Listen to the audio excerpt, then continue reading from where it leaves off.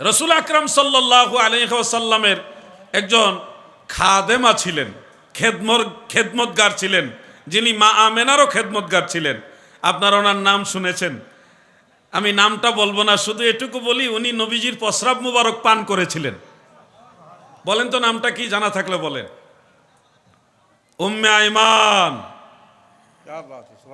উম্মে আইমান রাদিয়াল্লাহু তাআলা আনহা, তিনি আমার নবীজির প্রস্রাব মুবারক পানি মনে করে পান করে ফেলেছিলেন। সকালবেলায় নবীজি বলে, উম্মে আইমান, অমুক পাত্রে আমি রসুলের পাকের সাল্লাল্লাহু আলাইহি ওয়াসাল্লামের প্রস্রাব মুবারক এটা দূরে ফেলে দিয়ে আসো। উম্মে আইমান বলে, ইয়া রাসূলুল্লাহ, আমার রাত্রেবেলা পিপাসা লাগছিল, আমি এটা তো পান করে ফেলছি। আল্লাহর কসম, আমি সেখানে কোনো প্রস্রাবের ঘ্রাণ পাই নাই, মিশক আম্বরের চেয়ে আরো সুন্দর সুঘ্রাণ পেয়েছি।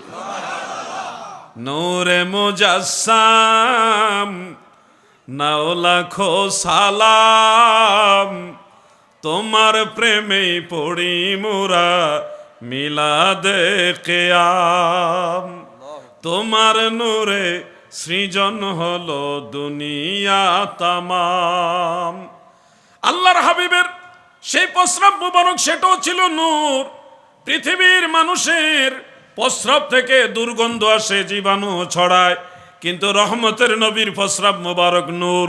এখানে আল্লাহর নূর বিরাজ করে, মিশক আম্বরের ঘ্রাণ বিরাজ করে। এমনকি আমার নবীজির ফসিনা মুবারক, যেটা ঘাম মুবারক, এটাও ছিল মিশক আম্বরের চাইতে আরো বেশি সুঘ্রাণ।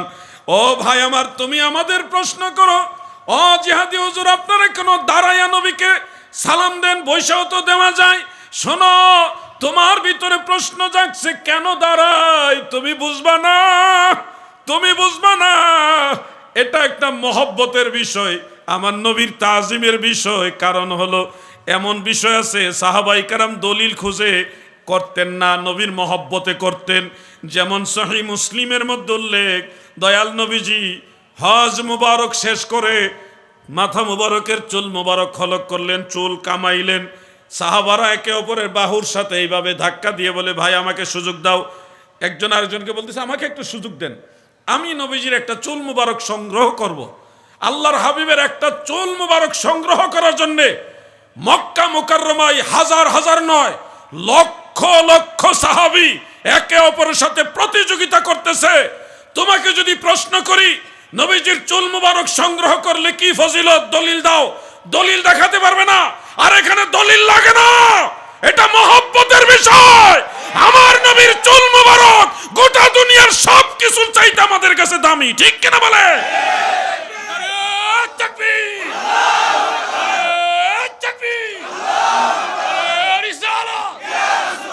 এটা দলিল দিয়ে খুঁজতে হবে না, দলিল দিয়ে এটা খোঁজা লাগবে না, এটা মহব্বত দিয়ে খুঁজতে হবে। কোন দলিলে সাহাবায়ে কেরাম নবীজির প্রস্রাব মুবারক পান করেছেন? কোন দলিল দেখাইতে পারবো না। এখানে কেস করেছে হলো মদিনাওয়ালার মহব্বত। কোন দলিলে সাহাবায়ে কেরাম নবীজির ফসিনা মুবারক সংগ্রহ করে রেখেছেন, দাঁত মুবারক সংগ্রহ করে রেখেছেন? দলিল দেখাইতে পারবে না, এটা দেখাইতে পারবে নবীর মহব্বত। এই মহব্বতই হলো ঈমান। যার ভিতরে নবীর মহব্বত নাই, সে সরাসর বেঈমান, ঠিক কিনা বলে? ঈমানই তো বুঝলাম না, নামাজ পড়তে পড়তে কপালে করা লাগাই দিলাম, ঈমান বুঝলাম না। ঈমান বুঝতে হবে, নামাজও পড়তে হবে। ঈমান ও মুহাব্বত আমার নবী মুস্তাফার গো, খাকে গলি মদিনার শতত বিছানা মোর, বালাখানা হইল মোর গলি মদিনার গো।